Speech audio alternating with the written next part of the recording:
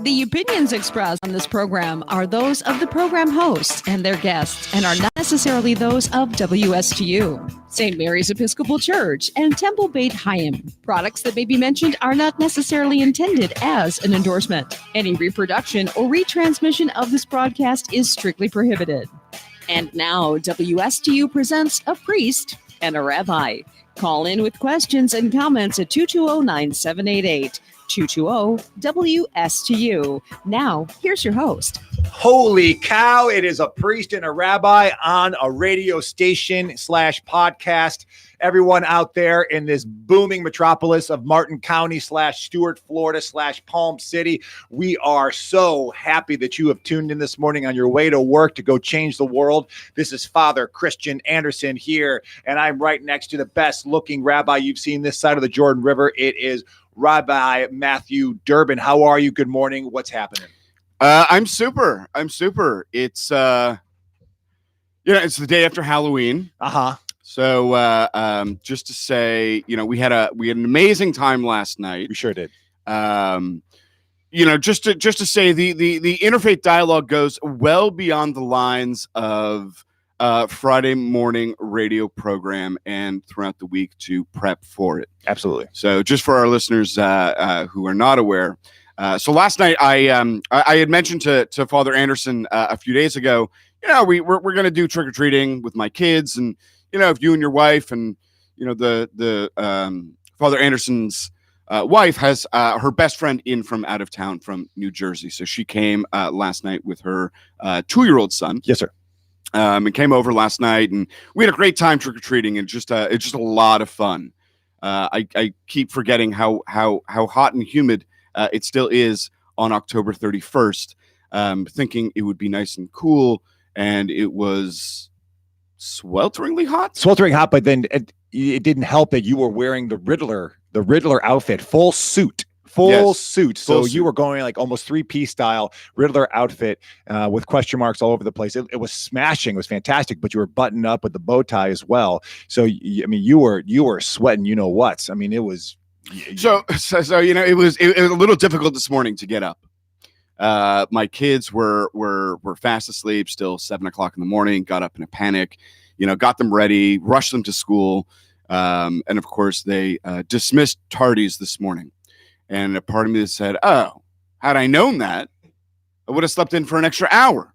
Of course, the school said, "No, you have 20 more minutes before we mark you as late," which is fine.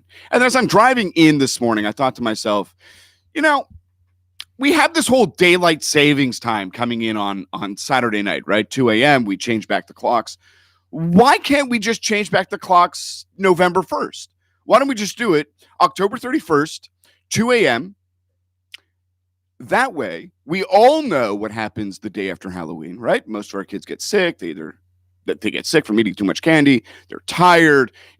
Why not just give that extra hour of sleep now? Why do I have to wait till Saturday night? Something with the Gregorian calendar. I don't know. I'm assuming it has something. But why not? Why not? What about you? What are your thoughts on moving Halloween and trick-or-treating to the last Saturday of October? See, this is why he's our producer. Last Saturday of October. Okay. There was a petition, but Congress isn't going to act on it. I think it was on change.org or whatever the website is. A lot of people would like to do it, and I was against it. And then I realized, no, adults already celebrate Halloween on the last Saturday of the month, so you can sleep in on Sunday. Now you got to make kids get up and go to school. Interesting. This is true. I was in the nightclub world. Yeah, you do the Halloween on the weekend. If you put on Halloween on October 25th, it just doesn't have the same meaning as October 31st. Granted, the date just seems to be arbitrary, but I don't know. I just it's such an interesting way to go about it that, So I was talking with my mom yesterday, and this is kind of interesting. So she was saying, it was really cold in Toronto, and it was raining, and it was the first time that my mom could remember that she said we had very little, if any, kids. And we live in a very populous area where there's a lot of children that do trick or treating. And she said last night, she goes, I got 4 bags of candy. I don't even know what to do with it. I had maybe 3 or 4 trick or treaters. And she said, we at least did okay because the city of Montreal decided because it was too cold and the weather was not conducive, that they canceled Halloween and will do the trick-or-treating tonight as opposed to last night. And I just thought to myself, it's just, I don't know, it just doesn't feel the same. It just doesn't feel the same if you do it on November 1st. I think that's personal. I think that's for you, buddy. That's for you. Is this might be a Matthew Durbin thing. Yeah. But I did enjoy walking around your neighborhood last night in the dark, looking for you and shouting, "Where's my rabbi?" Yeah. Rabbi, because your community, your neighborhood was pumping with people all over the place. Someone actually set up a haunted house. Yeah, people, there's good. Your neighborhood got really into it, and so today's theme of the show is really about loneliness and isolation, and it was a really good lead in last night of walking around in a community and saying, you and I were reflecting on what other holiday, what other time of the year, not even Christmas, not Thanksgiving, where you can walk around a community, your neighborhood, and this holiday, it expects that you engage actually with your neighbors. Like, it puts everyone into the streets, and it gives you this permission, which now in the 21st century in America, to go up to someone's door and knock, and someone's actually going to answer without thinking you're nuts, or in Florida, grabbing your pistol. So it's like, it's this really cool thing that everyone's just in the streets saying hello to each other, talking about their outfits, and it engages the community. And is that really the only holiday you and I were thinking about that allows for that? And so this is a great lead-in for today's show, because we're talking about why is America becoming more lonely and more isolated. This has been a discernment for sociologists and anthropologists here in the States for a while. The most famous book was like Bowling Alone in 2000. But so we're going to talk about that and flesh that out from a theological perspective too. But so yeah, is there any other holiday that has that? It, like you said, I mean, it's so interesting that you, either as an adult or as a child, can knock on somebody's door, seemingly almost enter into their house or look around their house, and it's fun, and there's no challenge with it. Even last night as we were walking down my street, and you see neighbors who normally would never truly really interact together, sitting outside in chairs and having food and just reveling together. I mean, it's such an amazing thing, and it's not a developmental thing that it's only for developments or communities, but everyone comes together, and it's just, I don't know, it's remarkable. Yeah, it'd be interesting to see what neighborhoods don't do that and why. Why is it? Is it yours because yours is a gated community, so there's people feel more secure, more safe? Because we talked about this before, that it is. If someone rings our door personally, any other day of the week, so 364 days, someone rings the doorbell, the first thing is like, who's ringing the doorbell? Mm-hmm. Why are they ringing the doorbell? What's Mm-hmm. going on here? And then you look through the peephole. You don't just go open the door, right? And it's not like we live in an unsafe area. But I remember back in the day when I was a kid, if the doorbell rang, it was exciting. That meant like maybe you could go play. That could be a neighbor. That could be a friend. It was exciting. The doorbell rang. But now when the doorbell rings, it's like, who's that? Mm-hmm. Unless you know, and because usually your friends will text you outside and be like, hey, I'm at your door, right? So if you didn't get the text message or the phone call, you kind of get really weirded out. Mm-hmm. Like, someone rang our doorbell the other day, and I looked outside and recognized the guy. Mm-hmm. And I just got out of the shower, so I wasn't decent. I was like, I'm not answering the door. I don't know who this dude is. It's unfortunate that the worry and fear or concern is the first thing that goes off, as opposed to excitement of like engagement in community. Oh wow, who's this guy? I don't outside our door. No, I mean, you're right. I mean, it is. I think as a kid, it's that excitement, as you said, of what's behind the door. Whereas today, I think we're apprehensive a little bit and say, well, what's the purpose? Why are you here? Why would you knock on my door? Why would you knock on my door? As opposed to Halloween that just says it gives permission. Yes. And you and I went up to someone's house last night where they were in the front driveway. They had many neighbors over just chilling out. They brought out the chairs. It was dark. You couldn't see anything. They were still out there talking. The lady had spent all day making Jell-O shots for the adults. Mm-hmm. There was candy all over for the kids. And then we were allowed freely to walk into their portico, Mm-hmm. walk around, hang out with the skeletons without them there looking into their house. Mm-hmm. You couldn't do that any other day of the year. No, you do that any day of the year, and the sheriff's office comes banging Well, on in the your state door. of Florida, you also, there's a law that allows them to shoot at you if they feel threatened by you on their property. So it's awesome. I mean, so the Halloween does become, I think that bumps Halloween up into some of the top holiday of in America, just for that alone, especially for religious dudes like you and I, who part of our job is to really build community, and to be walking around and no one's afraid to say hello, to engage, to talk, and it gets people out of their homes into the streets. And it's an awesome celebration. It really is. So kudos to Halloween. And real quickly, as we go a little deeper into this idea of like the adverse of this, which is isolation and loneliness, and why is it increasing in the States? A little background. From a Christian perspective, we have this thing called, well, at least from an Anglican, Catholic, Episcopal tradition of the Triduum. This is a three-course meal we got here, where Halloween is All Hallows Eve, and then followed by All Saints Day that happens on Sunday, and then All Souls Day, which follows afterwards. So All Souls Day is sort of the Anglican way of recognizing that Catholic thing of purgatory, which we don't believe in. But it's a way of still recognizing the dead and the day where the space between heaven and hell becomes a little thinner. This day of Halloween, Hallows Eve, actually is one of the days where the church was incorporating a pagan holiday of the death, so that day was actually called Samhain. It was a pagan Celtic celebration, and in the beginning of the winter. So the idea that you build bonfires because it's a day where the death comes home a little bit, those who are dead, and you build the bonfires to scare away the evil spirits, right? So when the church came in, they got really creative and created this All Hallows Eve to celebrate the dead, those who are dead, and to lift them up. So, but now it's grown into something much more than that. And Dia de los Muertos in Mexico has their own way, and it's around winter because winter is the coming of death. The harvest, you pull in the last harvest, you're going to store the food up. We're reminded of your mortality as well. As winter comes in, we're all reminded of our mortality, I guess. So the church tries to hold on to that. From a Christian perspective, this is a time when we're remembering those who have died, those who have passed on, the whole community of saints that are around us, those who are the big names that we recognize, but also the people, just the everyday person, and we lift them up. And All Saints Day. So it's a big holiday this Sunday at the church. All Saints Day is we lift up all the saints of the church, whether those who are in heaven or here on earth who are still walking amongst us, and we celebrate the church triumphant.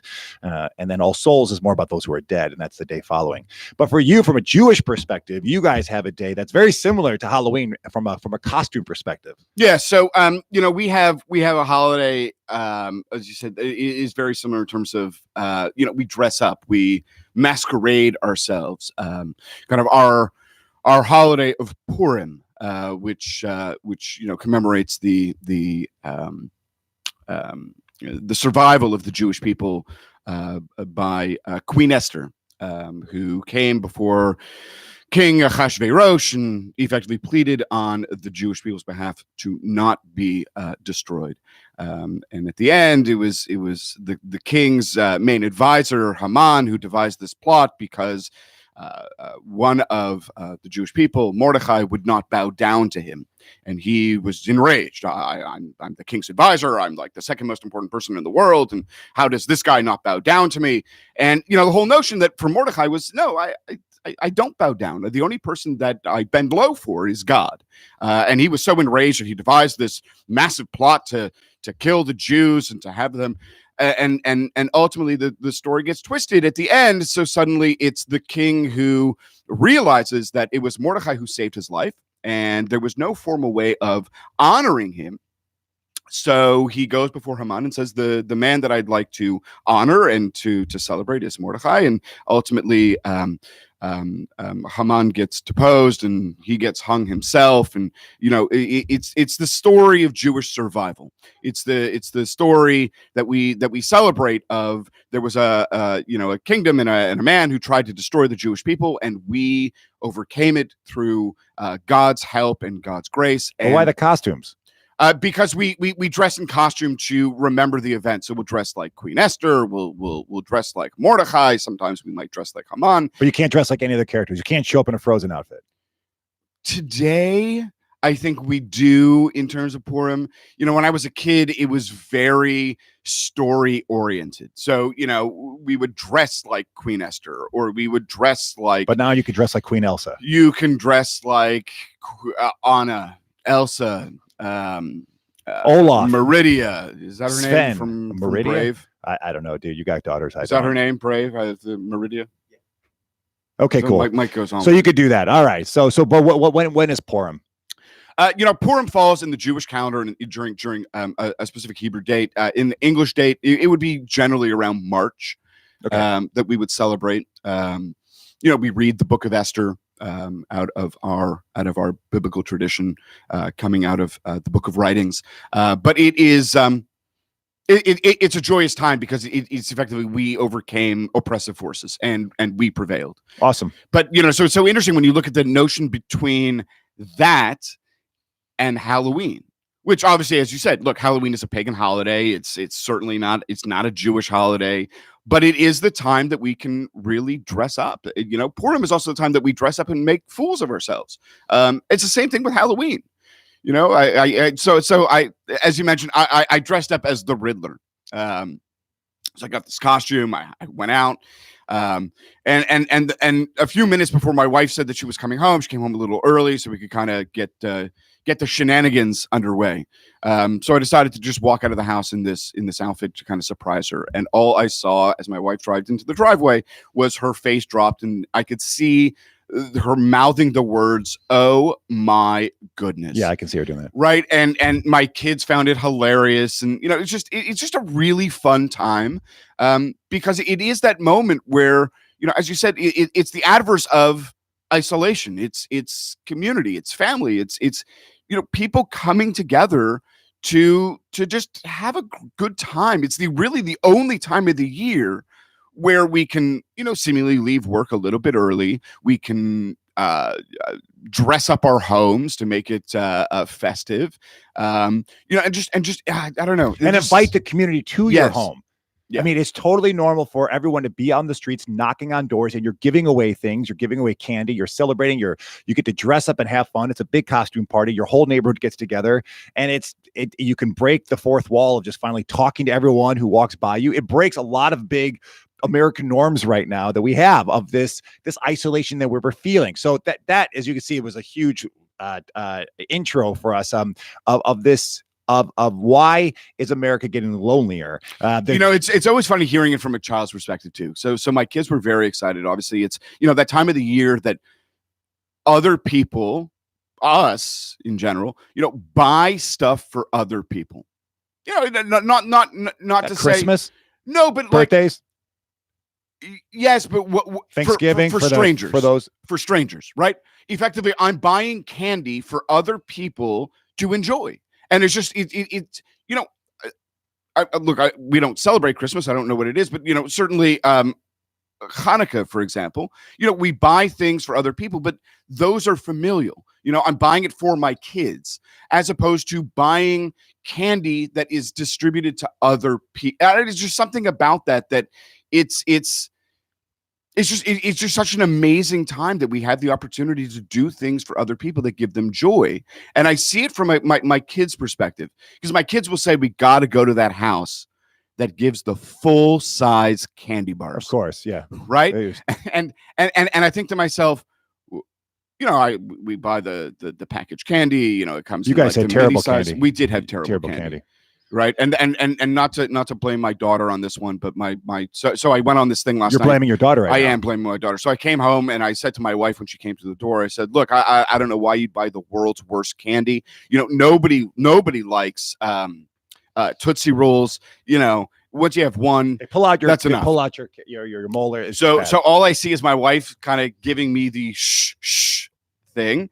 And I go, why? Why would you buy the world's? And she goes, it wasn't me. And my 8-year-old goes, Dad, I chose the candy. Okay. So then as we said that, she comes home that night, and as we walk through the door, there's candy on the entrance to my house. And she goes, wow, Dad, I guess you're right. Everyone took all the candy but the Tootsie Rolls. Exactly. Nobody likes those. Yeah, it looks like Dookie. Yeah, it's weird. Yeah. So, all right. So America is getting lonelier.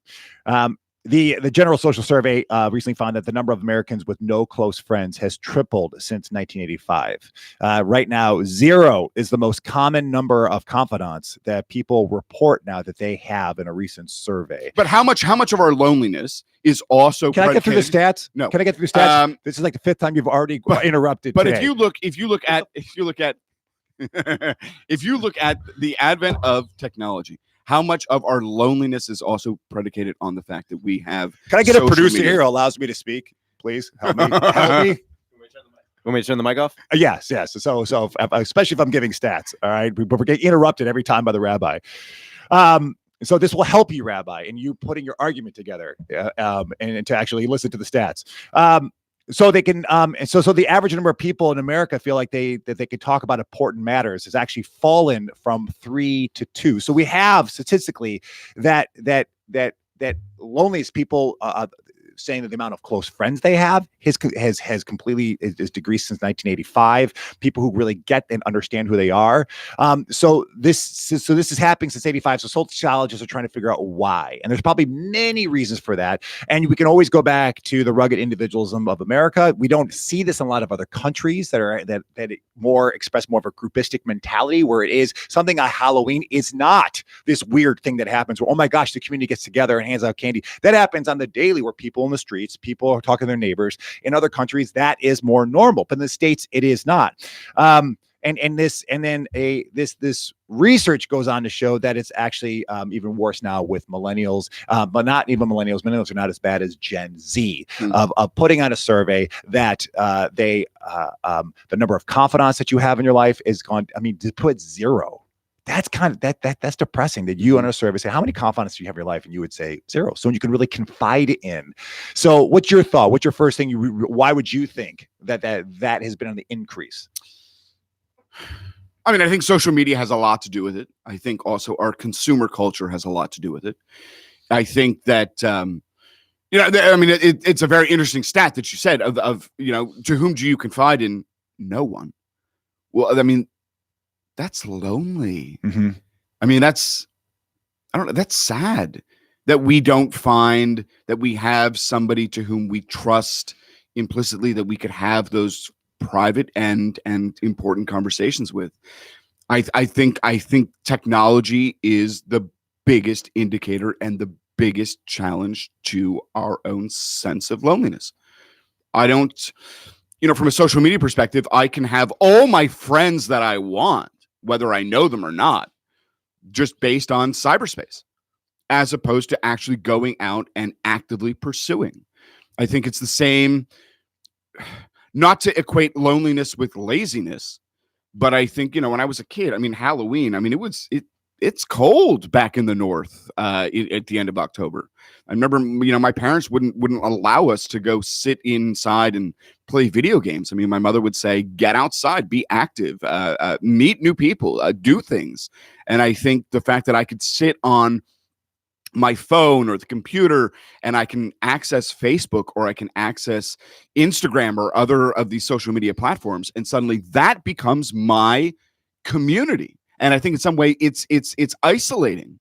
You're really accessing through a visual content as opposed to a physical content. Yeah, to your point, one of these studies goes on to show that loneliness began to surge 2 years after Apple launched its first commercial personal computer. And so 5 years after the World Wide Web was created as well.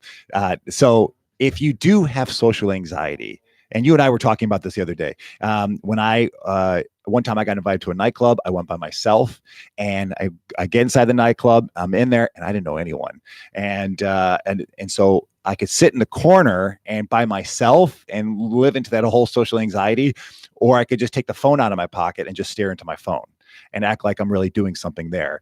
Where maybe back in the day you get a little more creative and you try to maybe talk to someone and engage with someone, but you have to confront those fears.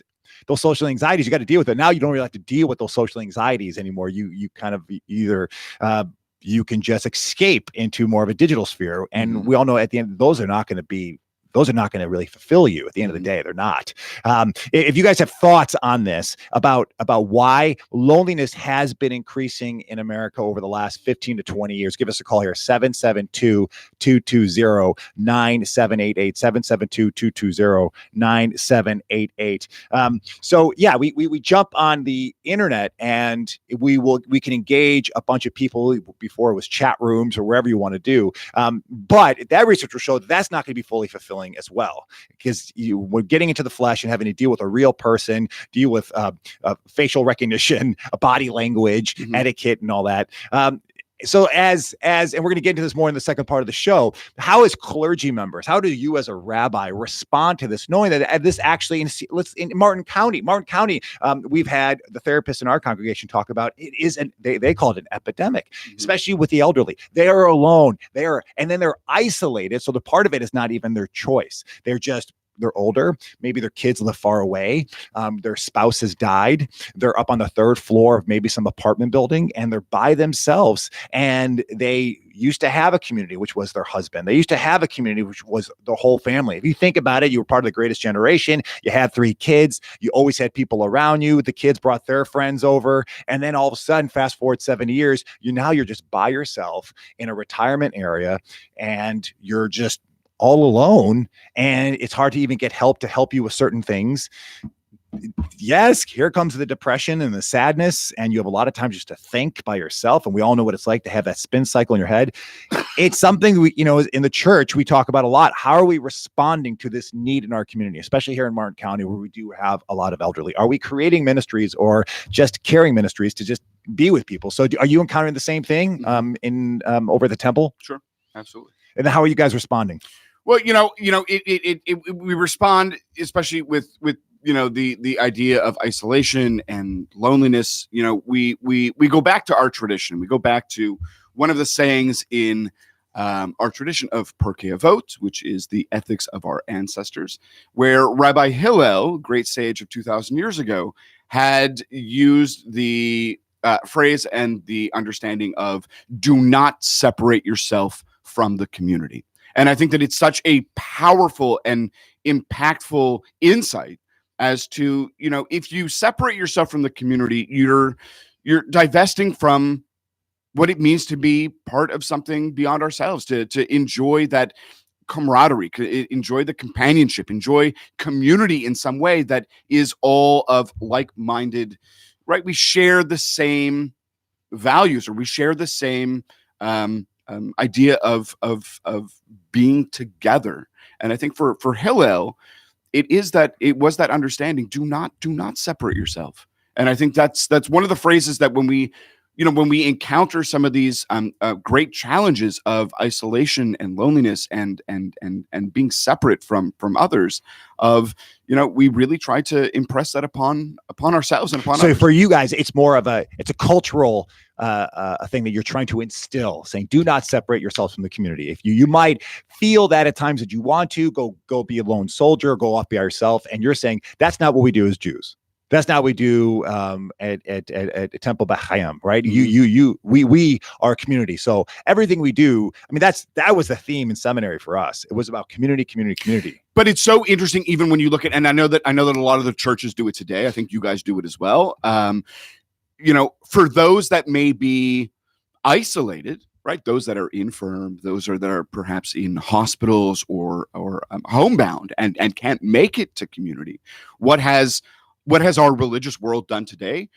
We live video stream our services so that others can be part of that community. Sure. Now, the flip side to that is, well, why would I go to my church or my synagogue when I can have the comforts of it sitting in my pajamas it can create at home? Yes, it could create the adverse part. It could create a lackadaisical community. So those who can get out actually say, why do that? I could just go grab some Lucky Charms, sit down on the couch and watch the service, and I feel like I got it. And we all know, you and I say, no.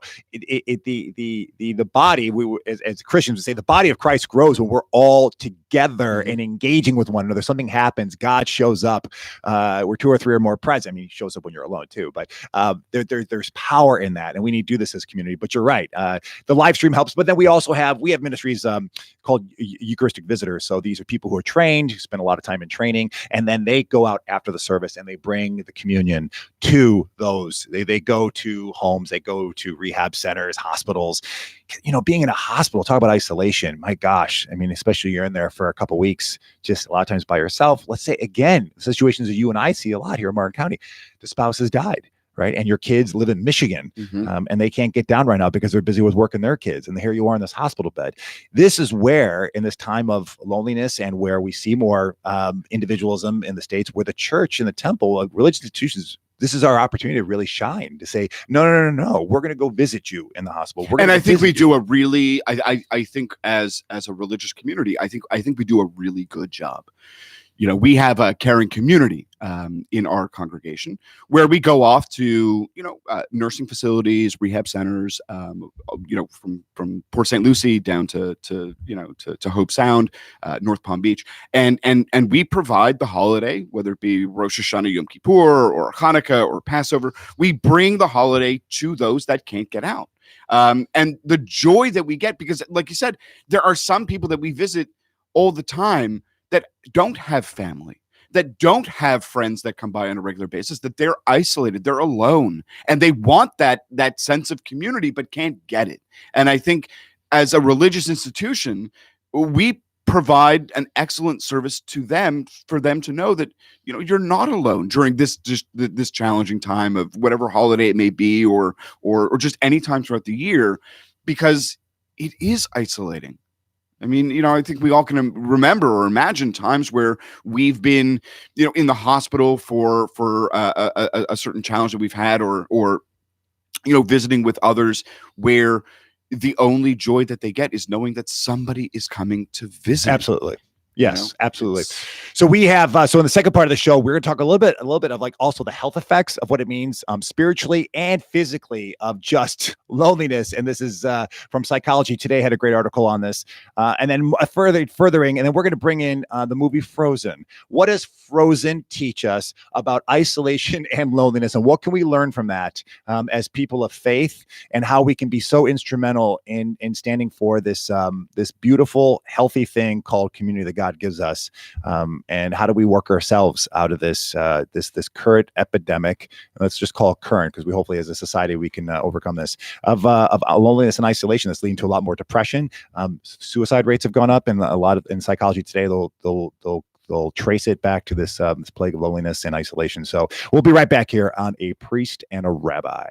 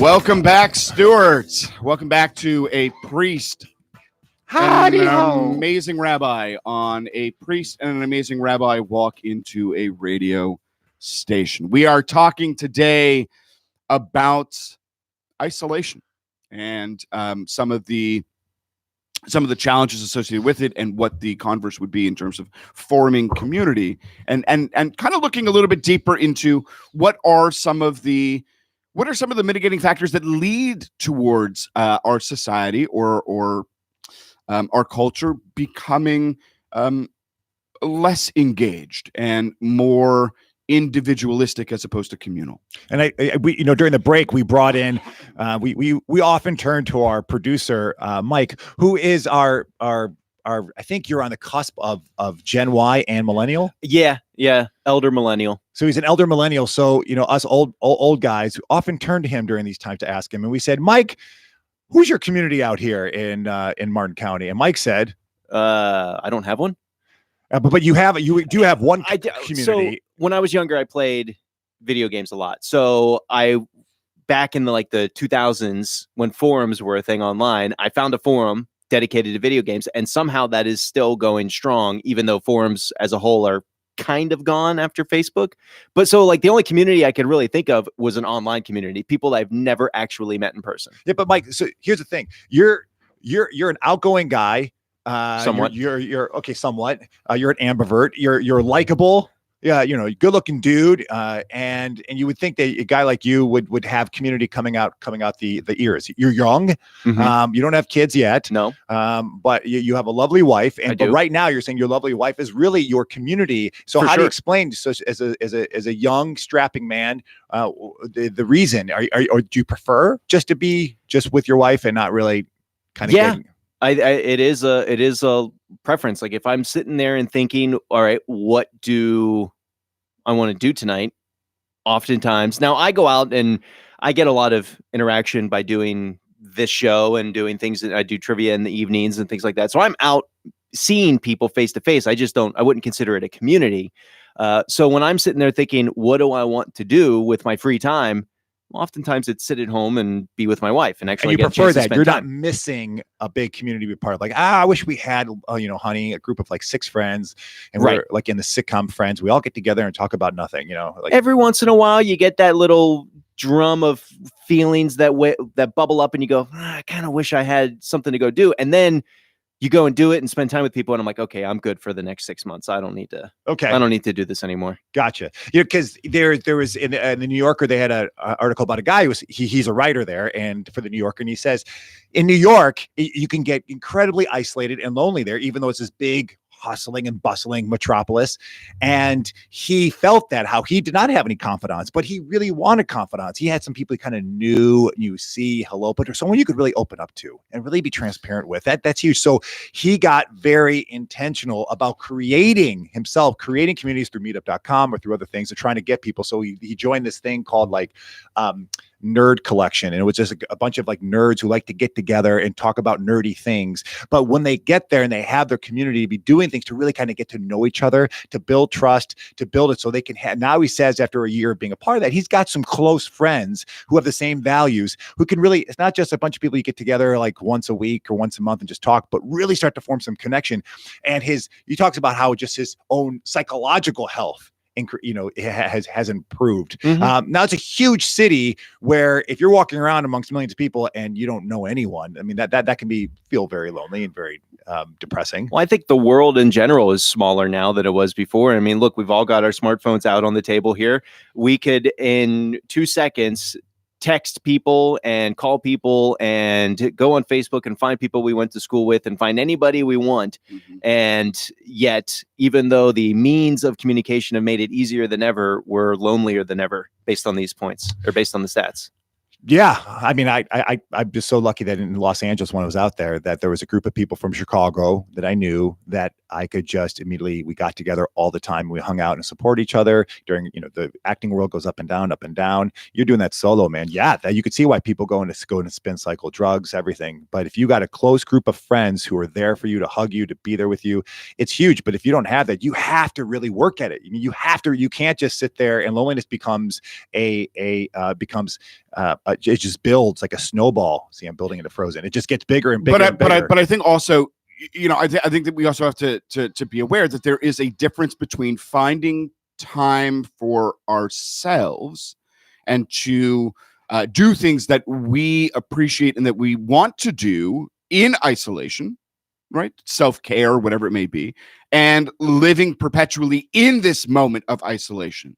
So I say this watching, it was kind of fortuitous last night. After I put my kids to bed and I put on the TV for, I just happened to go onto the channel, and it was the movie Knocked Up. Now, I don't know if you remember, absolutely, right, Paul Rudd and Seth Rogen, and there's priests watch that movie. There's this time where Paul Rudd's wife in the movie is suspecting her husband of cheating on her, and so they follow him because he says he's doing work late at night to go interview a band, and turns out he's actually doing a fantasy baseball league, and they go in, and she catches him in the act of this fantasy baseball league with all these guys, and she says, what are you doing?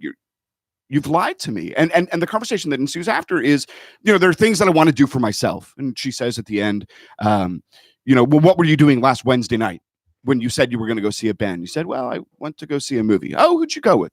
I went by myself. What movie? Spider-Man 3.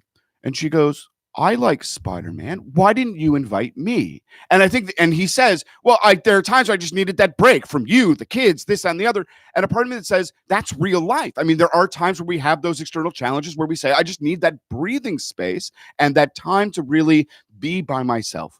And I think, I think that there is a difference between finding that personal time for ourselves and living constantly in isolation. Right. And I think it's the interesting segue to, the movie Frozen, which, hopefully in a couple of weeks we'll be introduced to Frozen 2.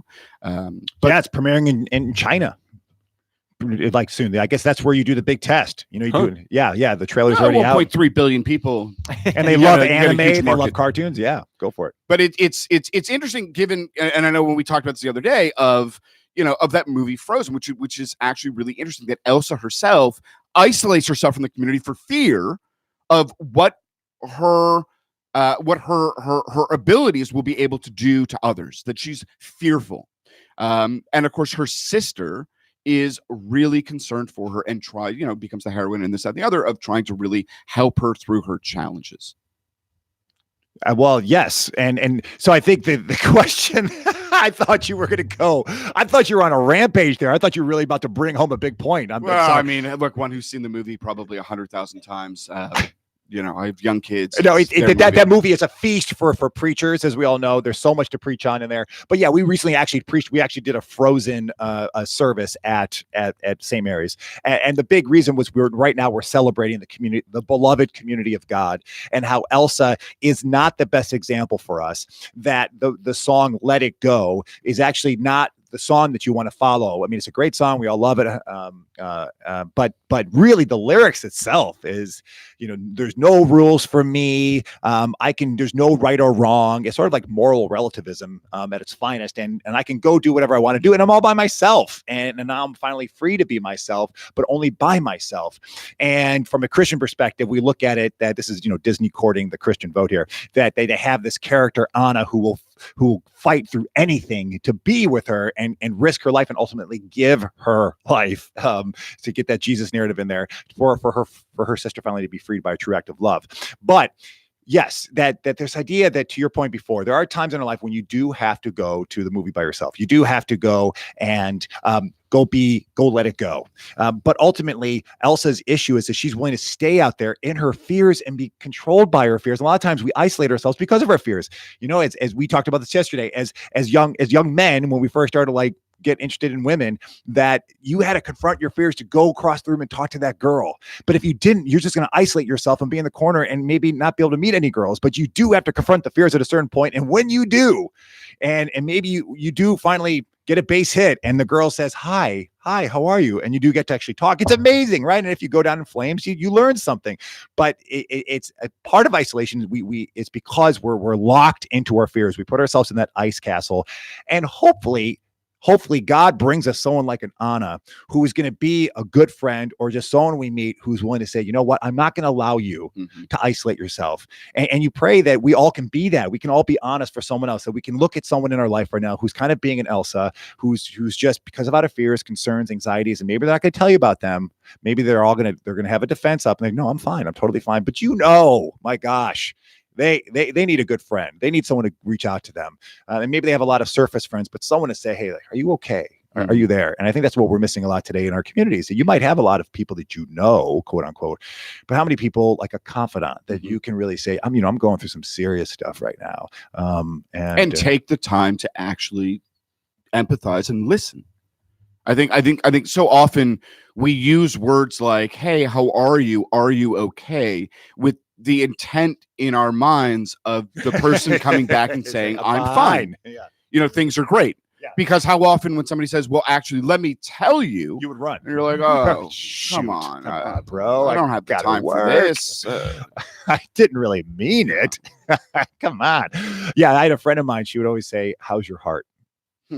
Right? How's your heart? And sometimes I just roll my eyes, but come on, man, what the heck does that mean? But I think she's pretty down to earth gal, and I think she really just want to know. I don't care about this platitudes. I want to know really what's going on inside of you. And I think we need more of that. We need more of that who are and trust is a big part of that too. Is that can we be trustworthy people that if you do try to be an Anna in someone's life, that they will take you up on it because they trust you. In the church, we see that a lot. We have to always instill this. To be a confidant, you need to be someone that someone can be confident in trusting you. And if they tell you something, that's between the two of you, right? And we all know in any kind of community, especially religious communities, that gossip happens. But you build so much social capital and pastoral capital if you're a person who someone says, when I talk to Matthew, that's lock and key. That doesn't go anywhere. And for us all to become like that for one another. So because that when someone's in a place where they really need someone to talk to, they're going to think of you because they can trust you and they know you're going to listen. You really do care. You're really going to listen. So, perhaps today's show is not really about how do we change this loneliness and isolation thing, but then how do we become the people that, how can we be part of the solution? But I think also too, it's also the notion of, I think that there are times that we need to be able to recognize and to understand that I need help. And I think in whatever idea that means in terms of help, in terms of I want somebody to listen, I want somebody to hear me, I want somebody to really truly be present. And I think sometimes when we say I need help or I'm craving this, that for some it may seem as a sign of weakness, and it's not weakness. And I think it takes a big person to be able to say, I need you to listen. Yes. And I need help in some way. It's not it's showing our vulnerability, which I think is important. That and I think with, like you said, with trust, which doesn't happen overnight, that it takes time to form those relationships, to be able to say, I'm listening. I'm here. I think one of the best communities that I try to learn from as someone in the church, and I've always been inspired by, is the 12-step community, where you can go and really honesty and vulnerability is just the hallmark. If you don't have that walking in the door, you're not going to get sober, right? Just that just honesty about who you are, and you walk in there and you just say, hi, my name is John and I'm an alcoholic. Hi, John. We just start right from there. Let's just get everything on the table. And in the church, we don't often, it's like we could start each service by saying, hi, my name is Christian and I'm a sinner, right? I'm a broken person who's done some pretty screwed up things, but I'm trying to get better. And through the power of Jesus, I'm healed and blah, blah, blah, blah, blah. But you got to start there. And a lot of times at churches, and I don't know if you experience this in the synagogue, that there is a little bit of pressure to come and bring your Sunday best, to come and bring your church best. So you look good. You like everything's great. The pastor looks great and he or she looks like they got this great life. And then so let's put this pressure on you that I got to look perfect, right? And then that doesn't create, I think, community, because everyone's kind of being surface, as opposed to if the leadership and everyone in church feels the comfortability just to be honest and who themselves and just come in broken and be transparent and say, I got issues, but I got this community that's here to listen and they're going to accept me. Hopefully that breaks down these walls of isolation. It would be very sad if I learned from our congregation there's people who come to church, to St. Mary's, and walk out feeling just as lonely.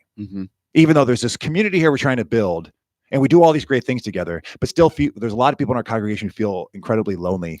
But tough. I definitely can hear and see what you're saying. But even if you take that as an example, they've still invested themselves in community, right? So if I'm a parishioner in your church, and I come to your services, and then I leave just as lonely as I entered in, at least for that moment, I'm still part of community. Yeah, you're doing what you need to do as Elsa, but then we're not being honest by just being open and honest. Say, just talk to me.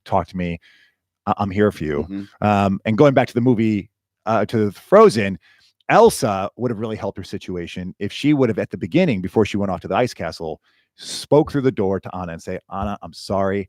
I got a problem and I don't want to freeze you to death. Mm-hmm. But she doesn't. She just ignores her.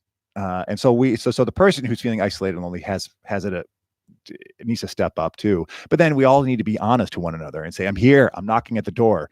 You had a beautiful image from the movie that you were talking about during break. You want to share that? So just the notion that both Elsa and Anna, as she realizes her frozen powers, they sit back to back in between rooms.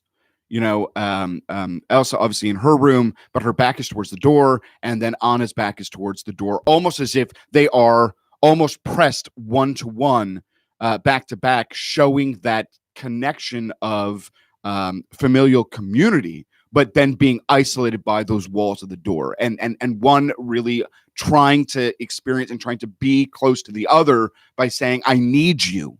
And the other trying to detract and say, I can't be present with you, for I'm fearful.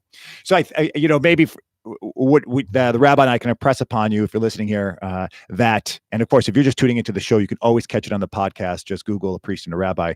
This idea of who is the Elsa in your life right now, the person who is maybe feeling a bit isolated, feel lonely, whether it's a family member, a friend, someone in your community, that you can be the Anna, that you can be the person to knock on the door and check in with them, and begin the relationship with. And if you're feeling more like the Elsa, like you're feeling isolated itself, what's a step that you can take today to really open yourself up to be more present in a community that you're a part of? And, if there's a faith community for you to be a part of as well, for you to maybe be a person where, if you're the Elsa, how do you become the Anna? How do you go out and join, whether it's a caring ministry or something where you're the one visiting people in hospitals, you're going out into the community, so you can kind of reverse the energy, because it's contagious. That loneliness is contagious. There's the Psychology Today article about that, how it's contagious. It leads to more and more loneliness, and it actually spreads to others because they become more lonely because you're acting lonely. So, but reverse that. How do you go and be the person who is the one who's visiting others, visiting shut-ins, serving your community? Because that's going to really change it just from a biochemical perspective. A lot of chemicals inside of your body that's leads to more sadness and depression, and so live into that change. So this has been an awesome show that for us to answer. And if it's so get out there, be the Elsa, be the Anna, and can I do a shameless plug, my friend? Sure. So I'm asking for your community and your support. If you're here in Martin County, I do a one-man show called Jesus Was Not a Doorman. It's about my experience of going from the nightclub and being an actor in Hollywood to being an Episcopal priest. It's at Starstruck Theater. That is this Sunday at 6 p.m. You can go on Starstruck Theater's website, starstruckfl.com, and buy your tickets. And I would love to have you. It's 60 minutes. I play 27 characters. It's about temptation, about following our call in life, about we're all, the priest and the rabbi, we're sitting here wishing you a beautiful community, and love on those around you, especially, those who are feeling isolated and feeling lonely. We all have a responsibility. Let's go out and do it, because that's where the joy is. Peace.